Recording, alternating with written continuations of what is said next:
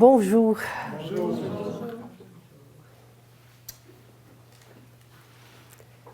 Merci Diane pour ce film. Je l'ai appelé hier après-midi à 3h et je lui ai dit j'aimerais ça qu'il y ait un film.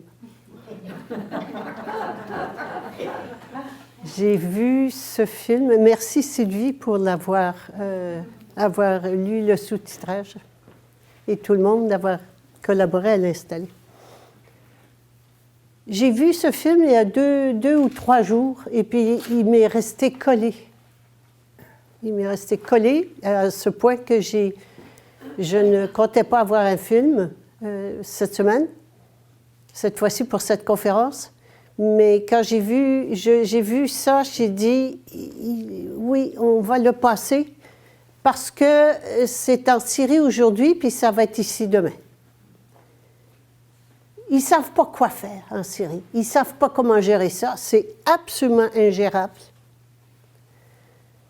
Ils n'ont pas de solution.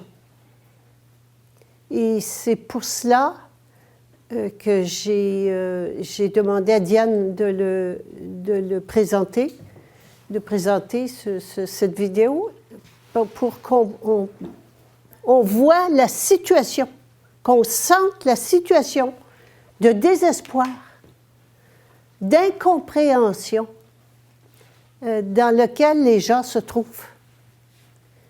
Alors évidemment, c'est un non-sens complet. Les militants habillés en noir qui se disent l'armée de la liberté, hein, qui tuent, qui pillent, qui détruisent, que ça, sont drogués, médicamentés, probablement pucés, et viennent d'autres pays. J'ai lu un petit peu là-dessus, et je pense qu'il y a 28 ou 29 pays différents d'où ils viennent. Donc, ce sont des mercenaires payés, drogués et payés par nous, les pays de l'Ouest, pour aller détruire, carrément détruire, tuer et détruire la Syrie,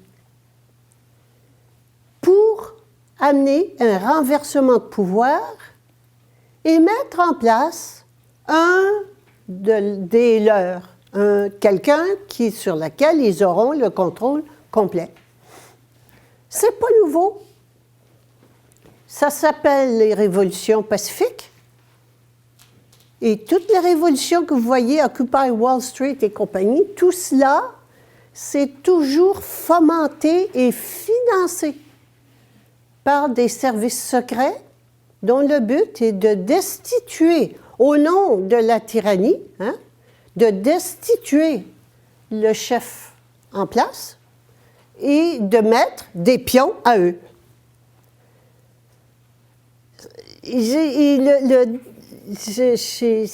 J'étais très touchée par le désespoir de ces gens-là et je me disais, si seulement ils savaient qu'il y a un sens à tout cela. Et c'est ça que je veux partager aujourd'hui avec vous. Sinon, on va tous se flinguer le plus vite possible, le mieux ce sera. La vie n'a aucun sens tant que nous la vivons, même s'il n'y a pas la guerre dans ce pays. La vie n'a pas de sens. Travailler, souffrir, vieillir et mourir, ça n'a pas de sens. Pourquoi nous sommes-nous incarnés pour finir comme ça, vieux, malade, puis mourir? On vient au monde, on a peur de mourir, puis toute la vie on a peur de mourir, puis on finit par mourir de peur. Est-ce que ça a du sens? Ça n'en a pas. Alors, ce qu'on voit, le monsieur qui déplorait, on avait un beau pays, tout le monde s'aimait. Oui, c'est un pays puis que je ne connais pas, où il semblait bon vivre, mais ce n'était pas ça. Ça n'est pas ça. C'est un pays comme partout ailleurs sur la planète où on finissait par vieillir et mourir. Ce que nous avons vu aujourd'hui, évidemment, c'est la barbarie à son extrême, la souffrance à son extrême, qui est un extrême de ce que nous vivons au quotidien, mais que nous ne ressentons pas, parce que nous y sommes habitués. Vous connaissez l'histoire de la grenouille boiling frog, la grenouille bouillante, hein? On met une grenouille dans une casserole avec de l'eau et on augmente tranquillement le feu. On met le fond, on allume et on augmente tranquillement la chaleur. Bon, la grenouille, elle trouve ça un petit peu chaud. Bon, enfin, ça peut aller, elle s'habitue. Puis on augmente tranquillement un tout petit peu. Et puis la grenouille trouve ça de plus en plus chaud, mais s'adapte. Hein? Et puis on continue, et ainsi de suite, jusqu'où on atteint le point d'ébullition. Et on fait on fait bouillir la grenouille qui n'a plus la capacité de sauter hors de la casserole. C'est exactement la situation dans laquelle nous sommes toutes et tous.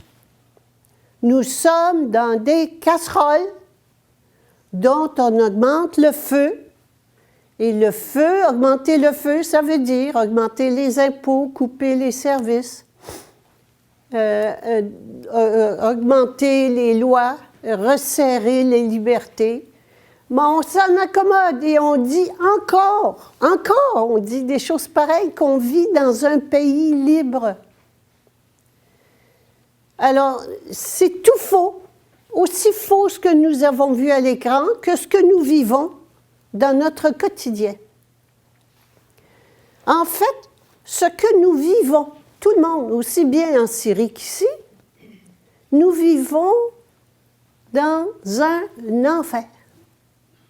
Nous sommes dans l'enfer sur Terre, mais il y en a qui sont plus chauds que d'autres. C'est plus chaud, ça a l'air d'être plus chaud en Syrie qu'ici. Oui, on a l'hiver, hein, ça aide. Mais l'enfer sur Terre, voilà dans quoi nous vivons.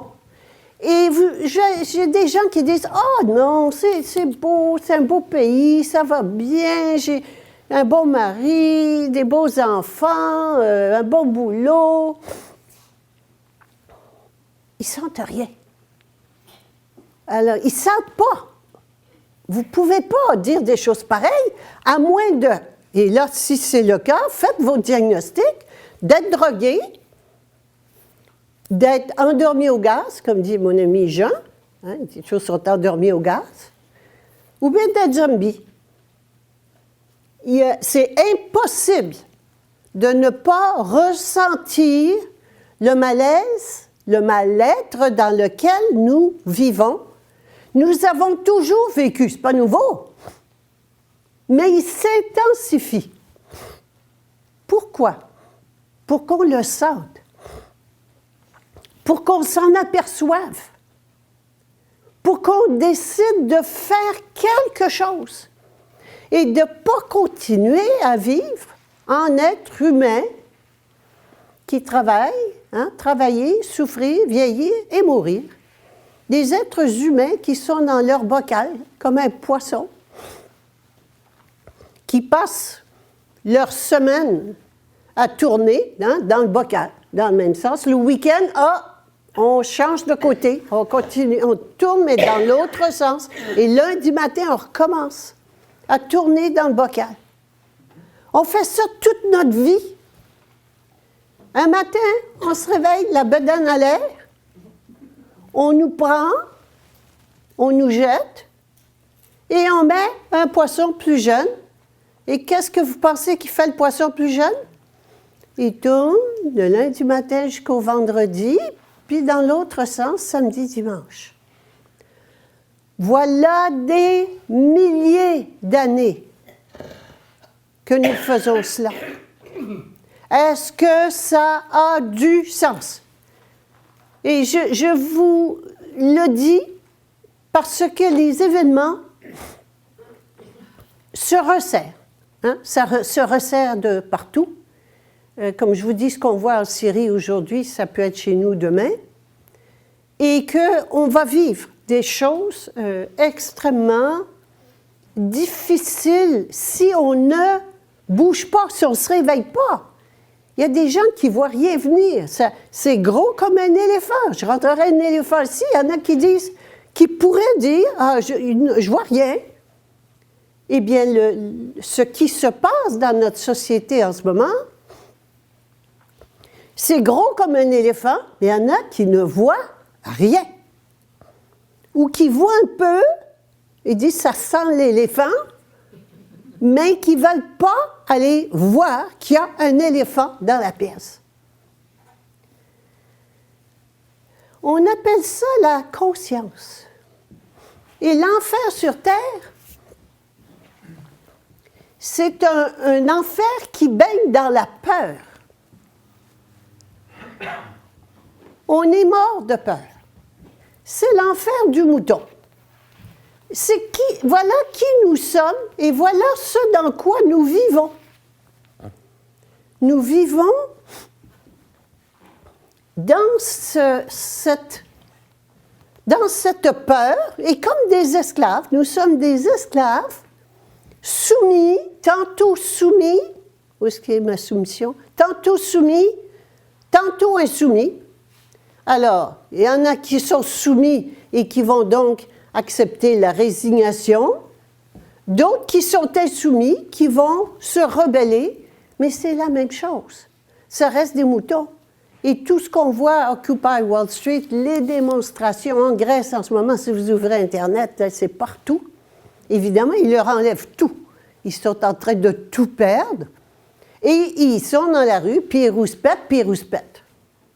Alors, on va regarder comment fonctionne l'enfer sur Terre. Parce que si je ne comprends pas comment je fonctionne, je ne peux pas changer. Je ne peux pas fonctionner autrement. Je ne vois même pas comment je fonctionne.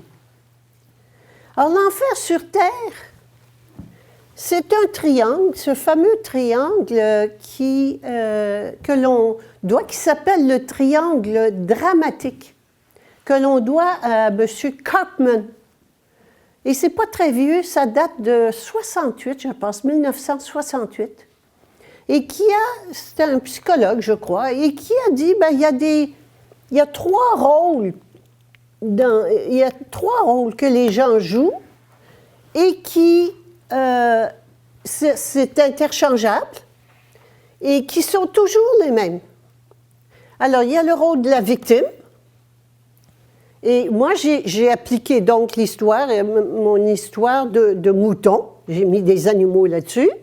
Mais il y a le rôle de victime, donc le mouton, le pauvre mouton, victime, hein, ça va mal, il a peur, il fait pitié, et il a peur.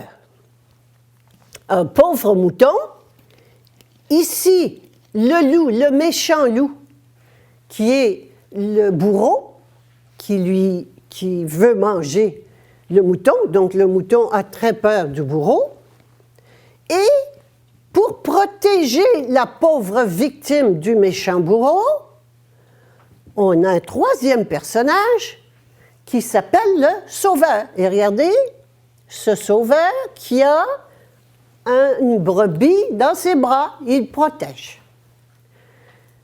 Ce sont des rôles que nous jouons tout le temps. C'est une pièce de théâtre dans laquelle nous vivons en permanence. C'est pas une fois de temps en temps. En permanence, c'est ce que nous vivons. Et quand je dis « nous sommes dans l'enfer sur terre », c'est ça que je veux dire.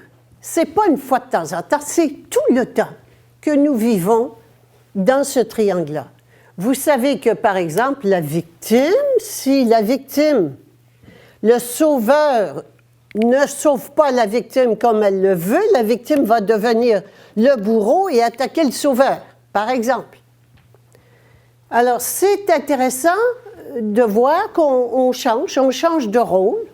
Quand je dis ici le bourreau, c'est la même chose, c'est coupable. Hein? Les personnes qui sont coupables, c'est la même chose. Je sens que c'est moi le bourreau, c'est de ma faute. C'est moi qui ai créé ça, pas qui ai créé ça, mais c'est à cause de moi que c'est arrivé. Alors, voyez comment on vit là-dedans, puis évidemment, c'est effroyable, c'est souffrant. On est ici, dans ce triangle, hein? C'est un triangle de victime, coupable et sauveur, et ça mène quoi? De l'impuissance, ce que nous avons vu dans le film. Ils sont dans l'impuissance.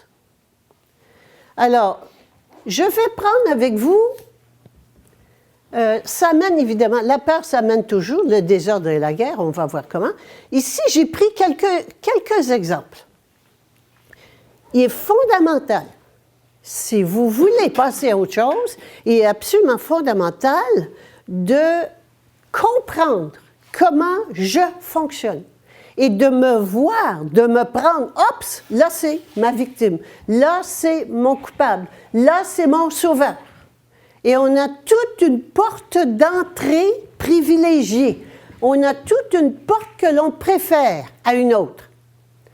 Moi, ma porte, c'était le sauveur. Bon, parfait. Ça m'a coûté une fortune pour finir, arrêter de jouer au sauveur. Mais j'ai fini par apprendre. Mais j'ai toujours la tentation. Elle vient encore là, mais je la vois et j'arrête. Je ne le fais plus. Je ne veux plus rentrer dans ce triangle de l'enfer.